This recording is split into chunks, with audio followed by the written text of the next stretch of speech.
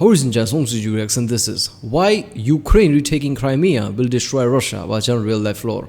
I guess there's always something that would destroy Russia apparently. Yeah, I don't know about much, but I think when put into Crimea, there was some clinical, I don't know, some reason behind it, right? Like it was a resource heavy or something. I don't remember exactly something. So I guess, I guess it was geographically was really important. It gave access to, certain parts. I guess it gave good access to Black Sea. Is that what was the case? I don't remember exactly. But it gave good access to certain things. So yeah, I guess losing Crimea would hurt.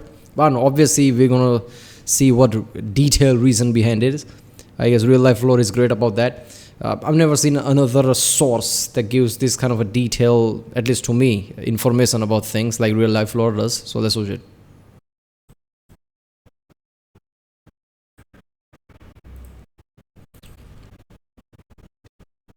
What? Well, there we go. Really saying two things. On the one hand, he was saying that Ukraine's current struggle against Russia really began nearly a decade ago, back in 2014, when the Russians initiated a much more limited invasion of Ukraine into the Crimean Peninsula, which they subsequently seized and annexed. And on the other hand, Zelensky was publicly announcing that his war goals in the current conflict included finally returning Crimea back to Ukrainian control. A goal that at the onset of the war appeared to be inconceivably optimistic. At the beginning of the invasion, most analysts expected Ukraine to collapse under the Russian boot in a matter of weeks or maybe months. The Russian army was generally considered to be the second most capable in the world after the United States, while Ukraine only possessed whatever outdated Soviet-era equipment the Russians had left behind in the country following the dissolution of the Soviet Union. Even resisting the Russian advance, let alone reclaiming Crimea, appeared to be a distant fantasy. But now— that's the thing, what if Russia, when its back is against the wall, justifies nuking certain places, especially Western countries, just because they supplied Ukraine, because they had no equipment, they had nothing. The only reason they won because Western countries literally, I guess, intervened. Even if they didn't, put their troops on the ground there, they might as well be, because the way they gave out the equipment changed the war. And I guess justifies nuking certain places that way. I don't know. That could be fucked up, not gonna lie. Now, we're over a year into this war and far from falling apart. The Ukrainians have actually managed to push the Russians back nearly everywhere along the front line. By the end of 2022, the Ukrainians had rolled the Russians back in lightning counteroffensives in the north and the south, and even managed to liberate the city of Kherson, the only regional capital of any province in Ukraine that the Russians were ever able to take over since beginning their invasion. Now, with the military momentum on their side, fresh volumes of advanced Western military equipment entering into their inventories, and the revelation of Russia as being much more of a paper tiger than most people initially believed, the seemingly impossible goal of reclaiming Crimea a year ago suddenly appears a lot more feasible today. But could the Ukrainians actually manage to do it? Even if Russia's, managed to win this, right, their image is tarnished somewhat, let's be honest, right? Because this war showed that Russia's power that we thought of, second most powerful army, is not showing, right? I mean, there could be many reasons behind it. There could be many logistical reasons behind it, who knows? But that's the image people are going to remember from now on. And if they did, would it finally mean an end to the war? And what would happen to Russia and Putin's regime in the Kremlin?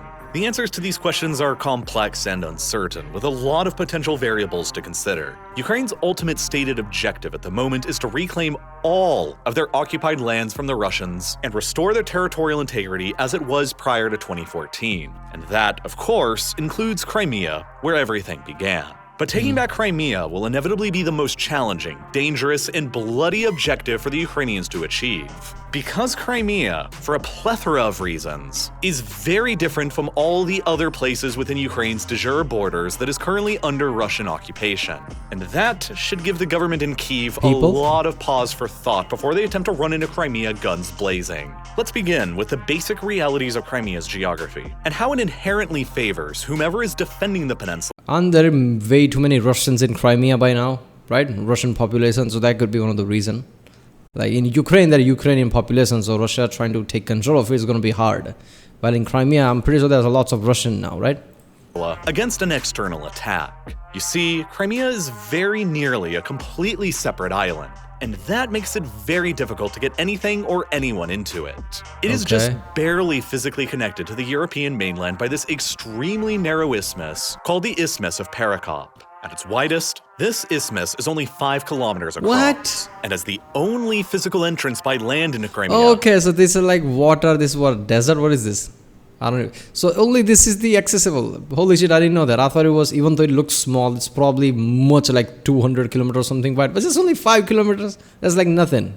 This isthmus has historically been the only possible path that an attacking army from Europe can use to march into Crimea through, without relying on boats or aircraft. It's ridiculous. I didn't know that. It's mostly inaccessible. This effectively transforms Perekop into a natural bottleneck, where armies advancing across it have no other choice but to tightly bunch up into dense columns in order to get across it, and where defenders can heavily concentrate their artillery and airstrikes in order to ensure maximum rates of destruction. Trenches, barbed wire. I think similar problem India has. India, eastern part of India is connected by a very small area. Right, one side is I think Bangladesh, and the other side is China, obviously. Very thin layer. There's a big highway that India created there, right? Just so, if they need to move on tanks and troops or whatever, so that highway can be worked. But it's just one highway, right? So, yeah, this is very similar to that. So if some conflicts happen in the future with China and India, I guess that's going to be one of the most vulnerable places. Landmines and fortifications built across the isthmus by whoever is defending Crimea will slow the attacker down and force them into costly frontal assaults on well-prepared positions. At the same time, they are also forced into the zone of concentrated incoming artillery and airstrikes. In short, the Isthmus of Perekop is the perfect location for a massive killing zone, and not one that would favor the Ukrainians attacking across it. So this could be like, how it was in World War II in Normandy beaches and things like that, where there was some places where people with MG40s and machine guns were there, right? This could be one of those places where at key positions, they put in these machine guns and I guess just people to attack anybody comes through. That would be fucked up, man. I don't think they will try to. I know, the Ukrainians saying that I'm going to take Crimea as well, but I think that's just one of those political things to say. I don't think they're going to try and take that. That's not going to be one of their goals. If they survive with their country, that would be just good enough for them, at least at that point. Moving forward, I don't know what's going to happen, but right now that would be the goal. I don't think they would take on the whole country and go for Crimea as well. And there's only so many ways that an attacking army can get across this kill zone in order to enter Crimea. Across the northeast of the peninsula is this large region known as the Savash, otherwise known as the Putrid Sea. While it is covered with water, it's more like a series of extremely shallow lagoons rather than open ocean. The average water depth across the Savash region is only between 0.5 meter and 1 meter, and during low tides, a narrow window of opportunity is granted where attacking units from the Ukrainian mainland can advance across it and flank the defenses at the rear of the Isthmus of Perekop. But this strategy carries with it a heavy risk. Once the attackers advance across the Savash and into Crimea during the low tide, the high tide will inevitably come back in again afterwards and fill the Savash back up with higher water levels, temporarily severing the supply line between the units that are now in Crimea and their resupplies back over in the Ukrainian mainland. At least until the next low tide enables another crossing to take place. This provides another window of opportunity for the defenders on Crimea to counterattack and push the attackers back into the Savash where they can't be effectively resupplied. The only other methods available for an attacking force to break into Crimea are through either amphibious or airborne assaults on the hundreds of kilometers of Crimea's beaches. But airborne and amphibious assaults are difficult operations to pull off logistically even under the greatest of circumstances. And Ukraine will not have the greatest of circumstances. They simply don't have the amphibious landing craft or the helicopters and airplanes required to establish naval and air superiority over the Black Sea, while they'll also have to contend with the literal geographic fortress that is Sevastopol, the headquarters of the Russian Black Sea Fleet. Even though the Russians have suffered striking naval losses during this war, like the sinking of their flagship, the Moskva, the Russian naval presence in the Black Sea is still orders of magnitude greater than what the Ukrainians have. The Russians still have capable warships and submarines based out of Sevastopol, and air bases across the peninsula. Yeah, see, that's the thing. This is like one of those, fictional fantasy movie, right? Where there's an empire, a great powerful emperor is there with his army, and some resistance, some guerrilla warfare, they win or something, whatever, and then they run away. Because end is always they run away because the other side is overwhelming power. That's what the thing is with this. Doesn't matter how much Ukrainian win, Russia is still Russia, right? Their fleets and everything just going to be at higher number, right? And trying to defend against attacking Russians, that could work in the end. But if you're trying to attack basically now Russian occupied Crimea with many Russian bases and many Russian soldiers there, that's going to be a different case. So yeah, but that would be really weird, right? Seeing like one day, hearing news Ukrainians took over Crimea and entire Ukraine. I feel like that's going to be fucked up, because I think after that it's too much devastating loss for Russia, and I guess their whole image would get tarnished so much. I guess they would take drastic measures. That's the one thing I'm afraid of all the time. Like, when's going to be time where Putin's going to say, okay, this is too much, my image is going down, I have to do something drastic. That's going to be bad.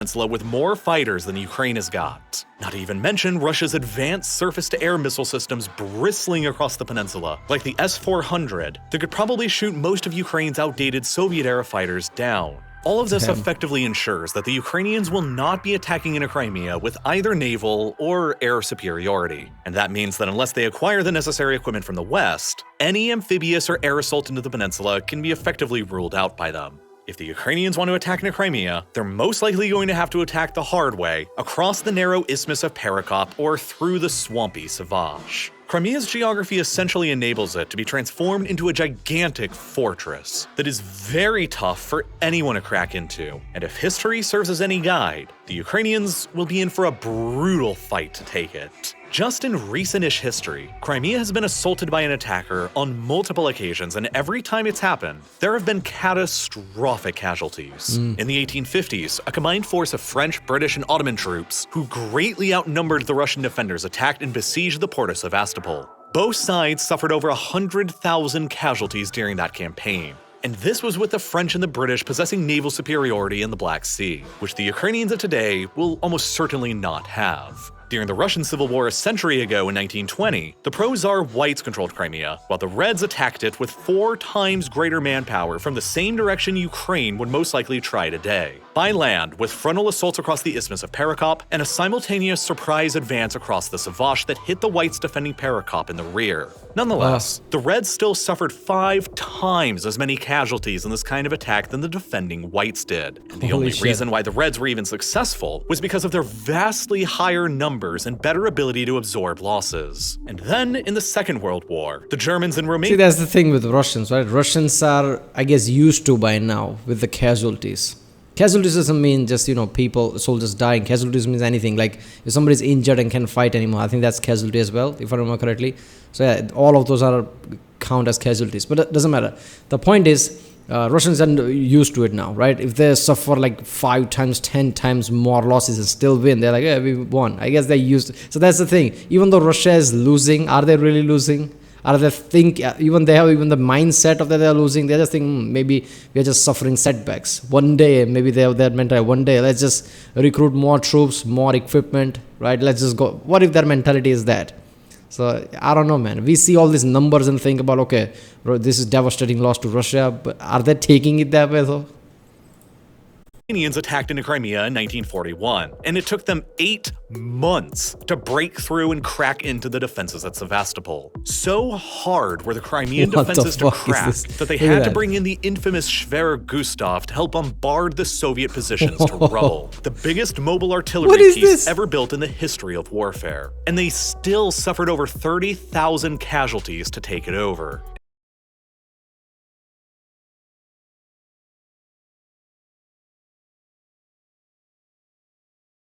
And then, finally in 1944, the Soviets attacked into German-occupied Crimea. The muzzle is still like, that photo is ridiculous. Seriously, look at this shit. What is this? Look at the muzzle of it. And how the fuck this is black and white photo. Obviously, they didn't know the snap photo capabilities then. So how did it time just right? So when the muzzle is there, the smoke is there, that's when I'm gonna click it. Look at that. take it over. And then, finally in 1944, the Soviets attacked into German-occupied Crimea. That time, the Soviets had the advantage of being able to attack Crimea from two different fronts at the same time, across the Isthmus of Perekop and through the Savash in the north, and a near-simultaneous amphibious assault from the Russian mainland across the narrow Strait of Kerch in the east, an advantage that the Ukrainians of today will inherently not possess. And further, the defenses and fortifications around Sevastopol still lay in ruins from the German attack on the city that happened just 2 years previously. Another advantage that— Look, man, here's the thing. I don't want to pause too much, but seriously, if I was living in Crimea, in future, whenever, I think I would move out somewhere else. Because how many times Crimea has been attacked by any reason? How many times, man? Seriously, in World War II, before that, in 1920s, even before that, right? Even Nazis had control over that one time. Then 2012, 2014, Russia took over it. And now I guess they're going to be fight about it again. That place is such a key point for that region. There's always fight for that.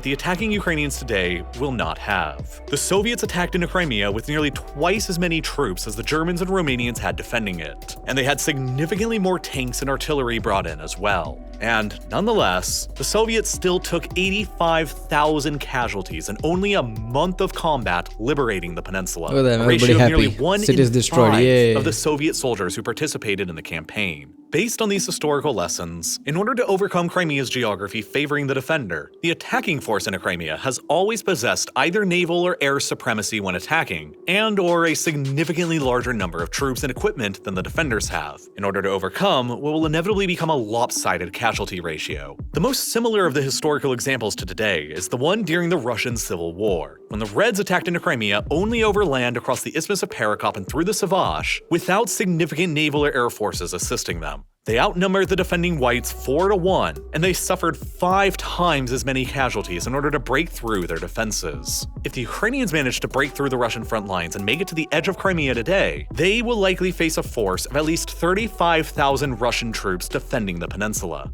Based on the historic examples of the Russian Civil War and World War II then, the Ukrainians may want to consider attacking into Crimea with anywhere between a minimum of 70,000 and, more ideally, 140,000 troops when the time finally comes. And they can most likely expect tens of thousands of casualties, even if they end up emerging victorious. And that's assuming nothing at all goes wrong.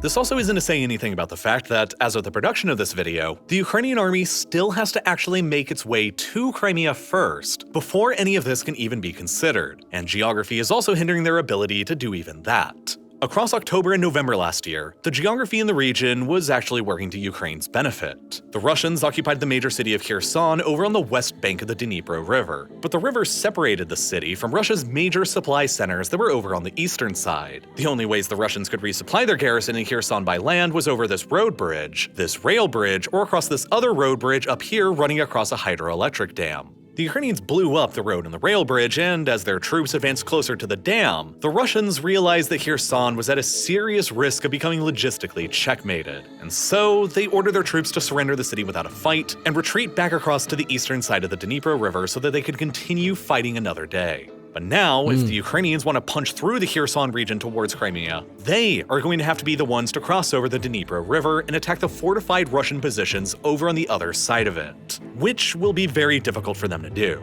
That's why instead, it appears that Ukraine's best way to get at Crimea will be to concentrate on attacking through the Zaporizhia and Donetsk provinces, across the flat and open steppes in the region, and then drive towards the coastline of the Sea of Azov, with the immediate objectives of liberating the cities of Melitopol, Berdyansk, and they will also Mariupol. trap the Russian Doing troops. this successfully won't just place their troops closer to Crimea. It'll also sever one of the primary supply arteries that the Russians are using to keep a hold over their position in Crimea, the so-called land bridge from the Russian mainland to Crimea through occupied Ukrainian territory. And then even further, if they manage to accomplish this, the Ukrainian troops will then be well poised to also attack west into the parts of the Kherson province still under occupation on the eastern side of the Dnipro River, without having to make a risky crossing over the Dnipro River itself from the west. Then, hypothetically fearing another encroaching encirclement again, the Russian troops along the Dnipro may then be forced to retreat even further back into Crimea. Seriously. And only then can the Ukrainians— I guess that would be the best situation for Ukraine, but I guess Russia already knows that. Or I don't know, maybe they don't. World War II, if anything that taught us, Russia cannot see a trap coming. Holy shit! In the Eastern Front, the battle, yeah, lots of prisoners of war, 100,000, 50,000, like that. So if they try to trap them like that, I don't know. That would actually panic them. But again, like I said, there would be much higher resistance if they try to do it like that. Contemplate their assault down into the peninsula. But this plan is also fraught with challenges and risks. Russians also understand that this area is the most likely location for the Ukrainians to attack through next, and they are preparing for it by digging in and concentrating their new freshly recruited conscripts into the area to resist. In order to not suffer high rates of casualties by advancing across this open, flat front line towards Azov, the Ukrainians need more tanks and armored personnel carriers to punch through the Russian lines and drive across the steppe. Which is exactly why they've been pleading with the West for months now to send them exactly that. The United States has since agreed to send them 50 Bradley armored personnel carriers and 30 M1 Abrams main battle tanks for this purpose, while Germany and other European allies are sending them many more Leopard 2 tanks. Once the Ukrainians feel like they have the armor that is required for this offensive, they are going to launch it. But victory in war is never certain. If the Ukrainians fail to sever the land bridge during this offensive, they stand to permanently lose the southern chunk of their country for good, as the Russians are afforded more time to shove more freshly recruited troops and equipment into the area to beef up their defenses even further. But there's another major and almost hidden reason why the Ukrainians are nearly certain to try and attack along this front towards the Sea of Azov once they acquire the necessary armor coming in from the west. Ukraine understands that if they are successful here in severing Russia's land bridge, the next most obvious objective in Crimea does not favor them geographically during an attack. They could attack into Crimea, but as discussed before, they are likely to suffer tens of thousands of casualties by pushing on into it. So, rather than risking a bloody attack into the peninsula where the geography works against them, they could instead initiate a blockade of the peninsula where the geography works more in their favor and against the Russians. This is because just as difficult as it is to get attacking troops into Crimea, it's similarly difficult to get defending reinforcements and supplies into it as well. Right now, there's only 3 methods that the Russians can effectively use to get supplies into Crimea. The most efficient method is by using a lot of supply trucks from the Russian mainland through the occupied land bridge in Ukraine and into Crimea from the north. If Ukraine manages to sever the land bridge, that leaves the second most efficient option left for Moscow: lower volumes of road and rail cargoes moving in across the Kerch Strait Bridge from the Russian mainland. But the Ukrainians have already proven themselves capable of attacking this bridge and destroying sections of it. Using in October boats. last year, a truck bomb blew up the road section of the bridge and made it unusable for trucks to continue carrying in supplies. That left the rail section of the bridge still operational, but the Ukrainians could still manage to destroy that as well. So if the Kerch Strait Bridge gets completely knocked offline, and the Ukrainians advance far enough to sever Russia's land bridge in the north, then Crimea gets de facto transformed back into an island again for the Russians, just like it was prior to 2018 when the Russians finished the construction of the Kerch Strait Bridge. All supplies coming into Crimea will then have to come in by the third and least efficient option: ferries by sea and aircraft by sky, both of which can be the targets of Ukrainian drones. You see, after the Russians seized and annexed Crimea back in 2014, this was how everything the Russians transported in Crimea had to come in. The Ukrainians didn't allow anything to move across their territory into another piece of their territory the Russians had just occupied, and the Kerch Strait Bridge didn't yet exist. And then to even further complicate Russia's hold over the peninsula, the Ukrainians dammed up and shut down the North Crimean Canal that delivered the overwhelming 85% of Crimea's water supply. This canal was built during the Soviet era and normally diverted vast supplies of water from the Dnipro River in the Kherson province down into Crimea, which is otherwise naturally an arid steppe without enough fresh water available to conduct large-scale agriculture in. After the Ukrainians shut down the canal, Crimea's whole water supply was essentially destroyed. And in just the 4 years between 2013 and 2017, the area of farmland under cultivation in the peninsula crashed by nearly 90%. Whoa, that's a lot. And by 2021, immediately before the invasion, Crimea was suffering from widespread water shortages, and the Russian citizens there were only getting access to water supplies for 3 to 5 hours a day. Obviously, this situation was not sustainable for Russia's long-term hold over the peninsula, which is why they constructed the Kerch Strait Bridge in 2018 to help transport supplies in more efficiently than by only relying on ferries. But that bridge still wasn't enough. The water canal was still blocked, and a single 2-lane highway and rail bridge can only get so many things in for 2.5 million people's needs. Thus, increasing Moscow's sustainable hold over Crimea was one of the most primary motivators for Russia's full-scale invasion of Ukraine last year. On the very first day of the invasion, the Russians secured control over the entirety of the North Crimean Canal, and then just 2 days later, they blew up the dam that the Ukrainians had built to obstruct the water flow down into Crimea. The North Crimean Canal is still currently entirely within the zone of control that Russia occupies, and the water has been flowing again down into the peninsula for the first time since 2014. But if the Ukrainians move back in and sever the land bridge, they can also re-block the Crimean Canal again as well, and deprive Crimea of its precious water supply. Then, with no water, no ability to conduct large-scale agriculture, and limited abilities to send supplies into Crimea. Imagine that, right? You're Ukrainian living in Crimea, and you hear of news that Russia actually invaded your country, and you're actually fucking happy because you can get water again. How fucked up that is. This is horrible, man. 90% of the crops crashed, of course, because most of the water was not coming there. This is horrible, man, for years.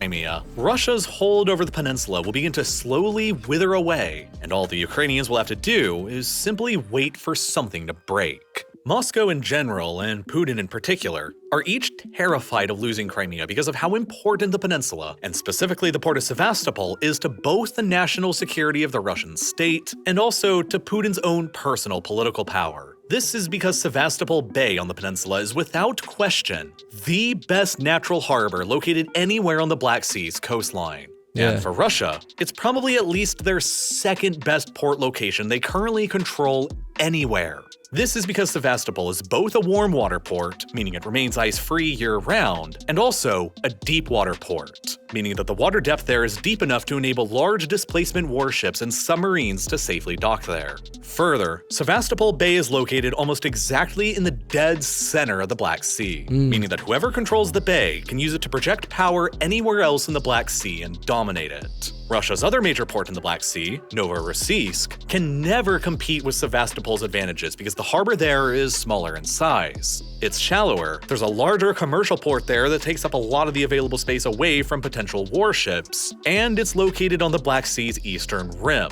rather than the dominating position in the center that Sevastopol offers. For hundreds of years, he who controls Sevastopol controls the Black Sea, and without it, Russia would not only lose their ability to maintain naval superiority in the Black Sea, they would also largely lose the ability to meaningfully project naval power through the Turkish Straits and into the Mediterranean, and from the Mediterranean into the Atlantic. This would effectively eliminate one of Russia's only major ways to project power into the world's oceans. The only other ways the geography grants the Russian state are in their ports in the Baltic, which are constrained by the fact that the Baltic Sea is largely a lake dominated on all of its sides by NATO or NATO soon-to-bes. Their port over at Vladivostok in the Far East, which is iced over for 4 months out of the year and stuck within the Sea of Japan, surrounded by major US allies like Japan and South Korea, and their only other really good port location in the far north of the Kola Peninsula at Murmansk, a warm water and deep water harbor that grants their northern fleet year-round unobstructed access into the Arctic Ocean. So if they lose control over Sevastopol, the Russian Black Sea fleet will be effectively doomed, and Russia's only remaining good harbor left will be— Yeah, I mean, all the other areas, I mean, it's good enough, but Sevastopol feels like one of the main ones because it gives access to your, main naval areas compared to others. Others could face other problems, right? But yeah, this Black Sea has been really important to Russians for centuries. So of course, I don't think they are giving up that in any. Right now, they're trying to take over Ukraine, and their suffering loss is fine. But they have Sevastopol now since nearly a decade now. They are not gonna give it up in any means necessary. So I don't think Crimea is gonna fall to Ukrainians. I don't see that ever. I think they're gonna blockade it. Right now, they're saying that to put some kind of political pressure or something, trying to bring Russians to the table or something. If they go all the way to Crimea, they can put this pressure like we're going to take Crimea as well. So, there could be some negotiations or whatever. I don't think they're going to try and take it. Murmansk. In short, Russian naval power will take a massive and irrevocable L. And Russia's ability to influence world events nearby, like in Syria, the Middle East, and North Africa, will be permanently tarnished. From Russia's perspective, then, much of their calculus in this war goes into defending Crimea and keeping the peninsula stable in order for them to keep hanging on to the port of Sevastopol. Putin's own life might even depend on it. The 2014 annexation of Crimea and the construction of the road and rail bridge to it are all considered the crowning achievements of his long administration in the Kremlin. The independent Levada Center polling agency found as recently as 2021 that, the year before the invasion of Ukraine, an overwhelming majority of Russians, 86% of them, supported Russia's 2014 annexation of Crimea. If Crimea falls back into the hands of Ukraine now, then what does Putin have to show the Russian people after paying hundreds of thousands of lives and untold amounts of treasure trying to cling onto it? This is all why, to Moscow and Putin, Crimea is of a vastly higher core strategic interest than it is to. Okay, first of all, that 80+% supported Crimean. I mean, how accurate are those polls, right? We talk about polls, but seriously, isn't that become clear in the past years? Doesn't matter whether it's in USA or anywhere. How accurate are the polls? Seriously. Like Bill Burr says, if somebody comes towards you with a fucking whatever board and pencil, you're like, fuck yourself, man. I'm not going to answer to you.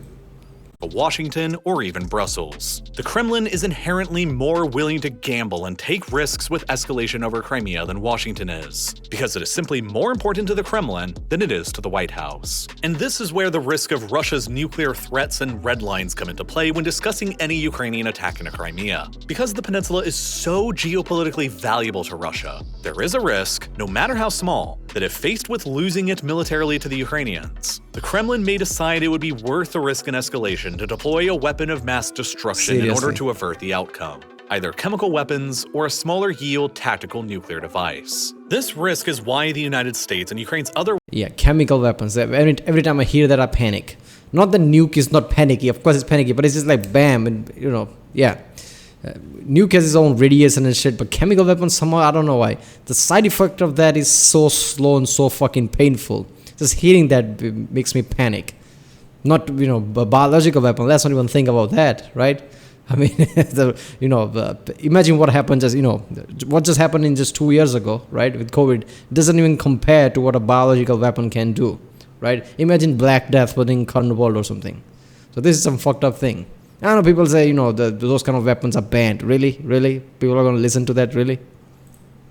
Western partners have so far declined to give them longer-range missiles or fighter jets that they could hypothetically use to help assist them in a campaign to take back Crimea. But obviously, even if Crimea isn't as important to Washington as it is to Moscow, it is certainly just as important to Kiev, if not even more so. The peninsula served as the Russian army's most important staging ground leading up to the 2022 invasion. Moscow was able to concentrate tens of thousands of troops in a fortress immediately to the south of Ukraine's mainland, bristling with naval and air bases and support infrastructure. Moscow's control over Crimea is the most major factor in explaining why the Russian invasion in the south of Ukraine turned out to be much more successful and longer lasting than it was anywhere else. So long as Crimea remains under the control of the Kremlin, then, Ukraine's security will never feel secure. If this current war ends with Moscow still keeping Crimea and Putin still staying in power, there is always the risk from Kiev's perspective that a few more years down the road, the Russians will just lick their wounds and recover, and then come back from Crimea again better prepared than they were in 2022. Whoa. A peace with Russia retaining Crimea would be an uneasy peace for Ukraine, while a peace with Ukraine reclaiming Crimea would be catastrophic for Russia's aspirations at being a capable great power. And this is precisely why neither side, for the moment, is willing to negotiate on anything resembling a peace. The stakes are just too high, and neither side is yet exhausted fighting. But okay, let's say that just for licking their wounds and coming back. First of all, entire world is kind of against Russia by now, right? That's going to take a massive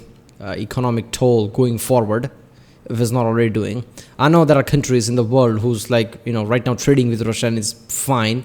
But until somebody else gives them a better deal than Russia, they will just move on, right? They're going to purchase where it's cheapest, right? So I think, licking their wounds and coming back again is not going to be that easy, especially when the entire world sees this as a problem, right? And is condemning this. and most of the Western countries have cut off any trading relation with Russia. That's going to be hard moving forward. I mean, in 100 years ago, it would have been fine, right? 50, 100 years ago, being by yourself and moving forward. In today's world, you need global economy if you're going to move forward. For the sake of the hypothetical, the Ukrainians actually do manage against all odds to attack into Crimea, take it back successfully, and avoid a Russian nuclear retaliation. What will end up happening next? This question gets us into the next part of what makes Crimea so completely different from all the other parts of Russian-occupied Ukraine that Kyiv has so far successfully taken back: Crimea's demographics. The uncomfortable truth is that right now, Crimea is a majority ethnically Russian area, and probably a very pro-Russian territory as well. Because you see, Crimea has a very long history of demographic manipulation coming in from Moscow. During the Second World War, Stalin ordered the deportation of hundreds of thousands of the peninsula's indigenous Tatar people, and hundreds of thousands of Russians moved in to replace them. Thus, Russians have been the ethnic majority in Crimea ever since 1944. Then, a decade after the collapse of the Soviet Union, Ukraine conducted an official census in 2001 that found that around 60% of Crimea's population were ethnic Russians, compared to only 24% Ukrainians and 10% Tatars. So you saying that when in 2014 they took back Crimea, most people were actually happy because they were Russians to begin with? Because of this, Crimea was always the most pro-Russian part of Ukraine for decades before the 2014 annexation. In 1991, an overwhelming 94% of Crimean voters voted during a referendum to become their own autonomous republic within the Soviet Union, which would have separated them from the Ukrainian SSR. And then 3 years later, in 1994, another overwhelming 83% of Crimean voters supported allowing themselves dual Russian-Ukrainian citizenship. Crimea also consistently voted heavily in every Ukrainian presidential election for pro-Moscow candidates over pro-EU ones. But even though Crimean voters generally supported measures that would give their peninsula autonomy and closer relations with Russia, it didn't necessarily mean that they wanted to completely join Russia outright. This can be seen through votes like in December 1991, wherein a slim majority of 54% of Crimeans voted for an independent Ukraine, albeit under the condition of Crimea's local autonomy from the government in Kyiv. And then, in 2010, a local Crimean party running on a platform for unification with Russia received only 4% of the peninsula's vote. Although, to be fair, that election was held at the time when the very pro-Russian Viktor Yanukovych was serving as Ukraine's president, and relations between Ukraine and Russia were very warm. But now, over the past 9 years since the Russians invaded and annexed Crimea, the demographic situation on the peninsula has only shifted further towards Moscow's favor. It's likely that tens of thousands of pro-Ukrainian Crimean residents have either left, been forcibly expelled, or arrested over the past 9 years. While at the same time, the Russian state encouraged the migration of anywhere between 500,000 and 1 million Russian citizens from the Russian mainland to the peninsula following the annexation. This demographic engineering... That's the thing. This is one of the things why I think there won't be a Ukrainian invasion in Crimea. Because of this kind of stats, I think the world West is also going to intervene. Like, we supported you because Russia was wrong invading you. But now most of the Ukraine, you defended him. We helped you defend it, I guess, with equipment and things. But we can't help you go into Crimea because that's a bit too much. It's time to go to the peace talks, this and that. They will try to force that. I don't think people are going to help Ukraine take over Crimea. And without the West helps, Ukraine can't do anything. So I guess that's going to be one of the reasons. I don't think Ukrainian will ever try to take over Crimea. In Crimea has almost certainly shifted the peninsula towards being even more pro-Russian than it had even been beforehand.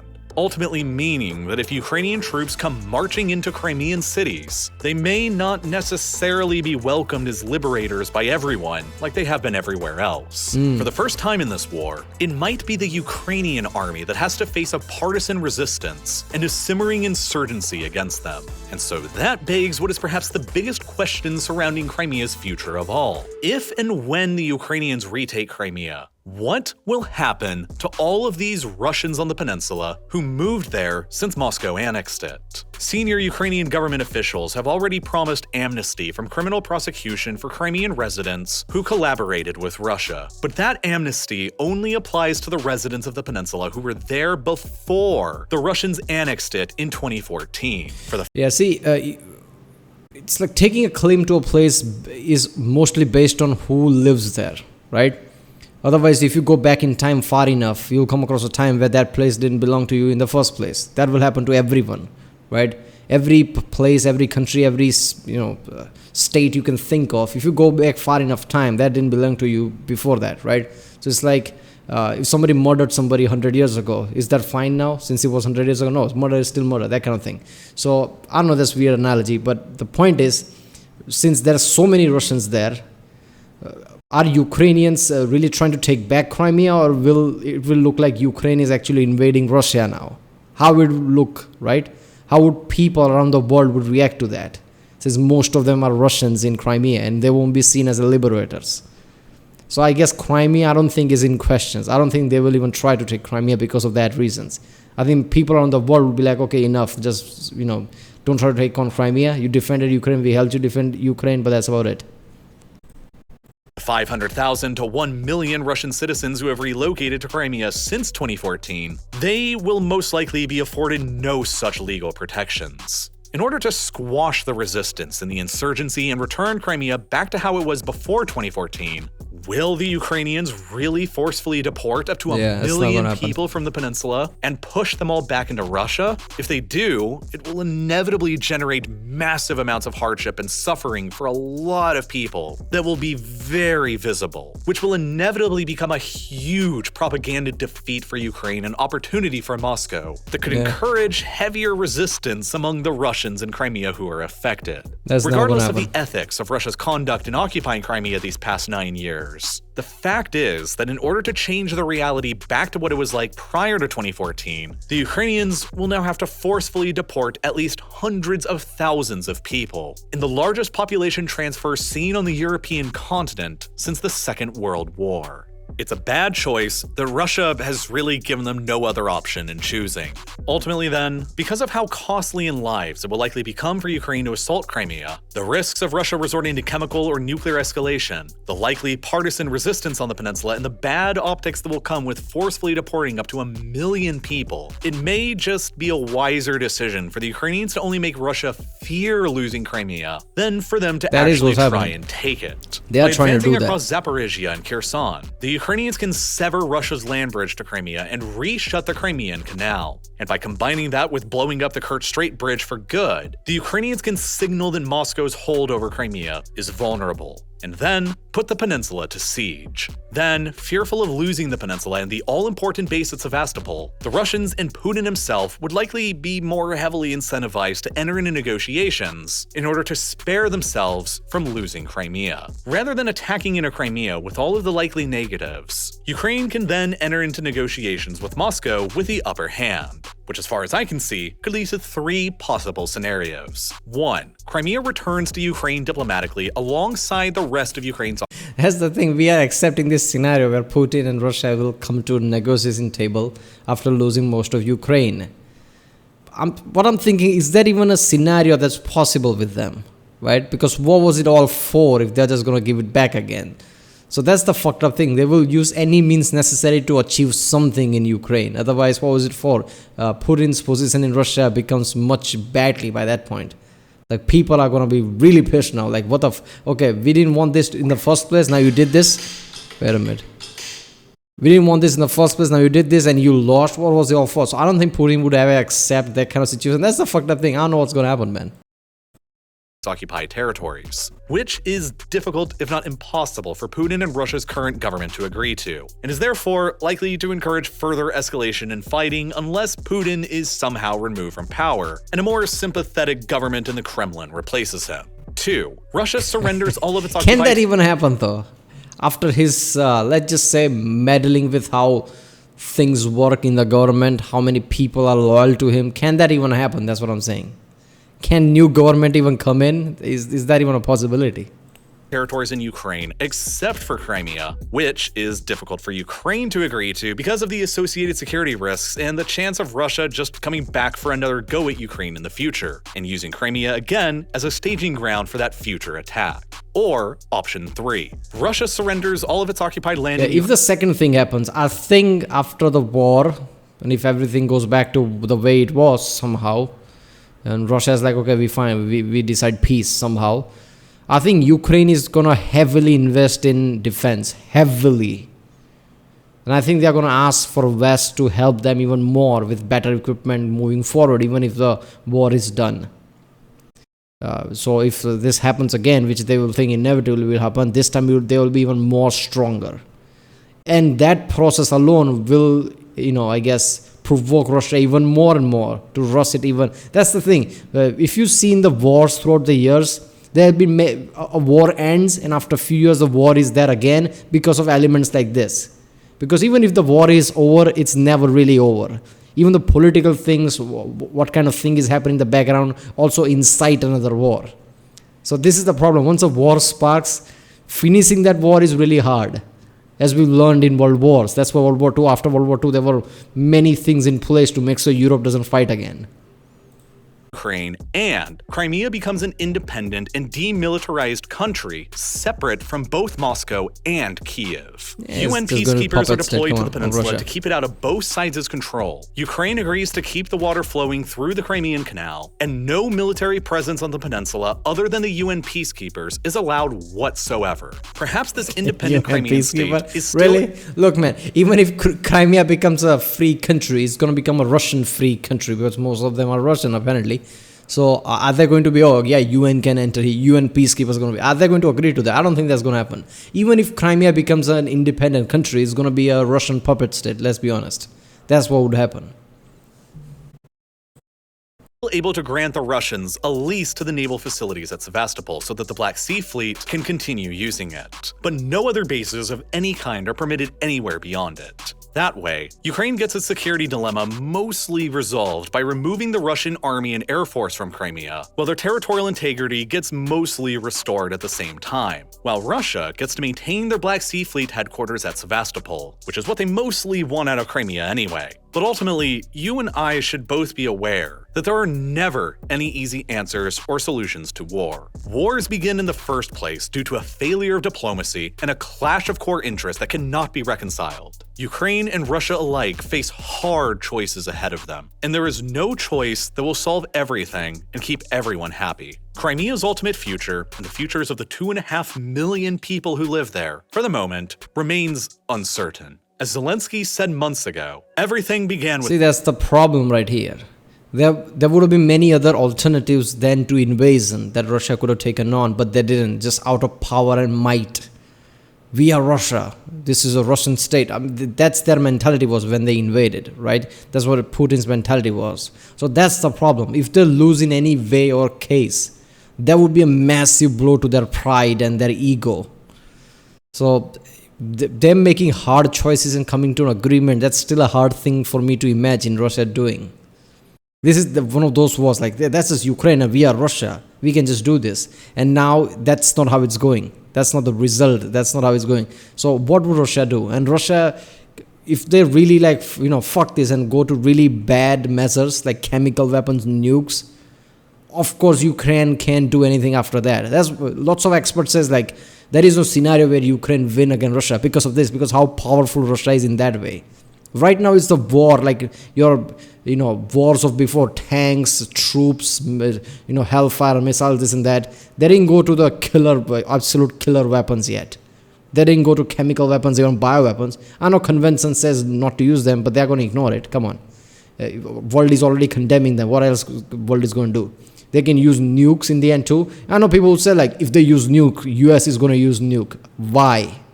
They would be using nuke on Ukraine. They're not using nukes on New York or something. USA still wouldn't risk, that Russia nuke them by nuking Russia, right?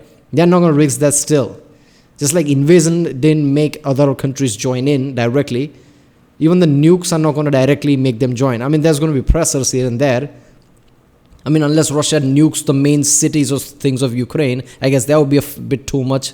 for world to just step back and use nuke themselves, and Russia already knows this. So Russia would just use tactical nukes at the right places to defeat Ukraine. That's the problem.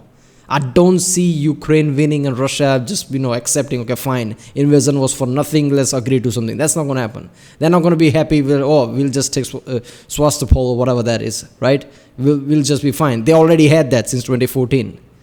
So yeah, I don't know what's going to happen in future, but it's going to be something fucked up. That's the problem. We are thinking like, okay, holy shit, this is worse. But no, this is just start of the worst. The worst hasn't come yet. The worst result is going to be really, really bad. With Crimea, and everything will eventually end with Crimea. Now, the macro objectives of nation-states have a vastly greater calculus that goes into them than the objectives and decisions of individuals. One of my biggest personal objectives for 2023 was to begin eating healthier home-cooked meals. Yeah, people, go to original video page link. From there, I guess, click on the HelloFresh promotion, bit.ly, whatever that is, and support this channel, RealLifeLore. Really awesome channel. When a channel becomes big enough, right, like how RealLifeLore had become like 3-4 million, I guess a year or so ago, that's when their content, it's like people are used to it. Rarely people evolve to a better content, but RealLifeLore has done that. RealLifeLore's past few months content is even better and better, and subscriber count is kind of reflecting that. Now RealLifeLore is 6.68 million subscriber and just growing. RealLifeLore is literally getting better and better. This is one of the very few channels that is that good. Like how Oversimplified is that good when it comes to history. Well, RealLifeLore is that good for things like this. Alright, well, if you like my reaction, don't forget to subscribe, and I'll see you next time.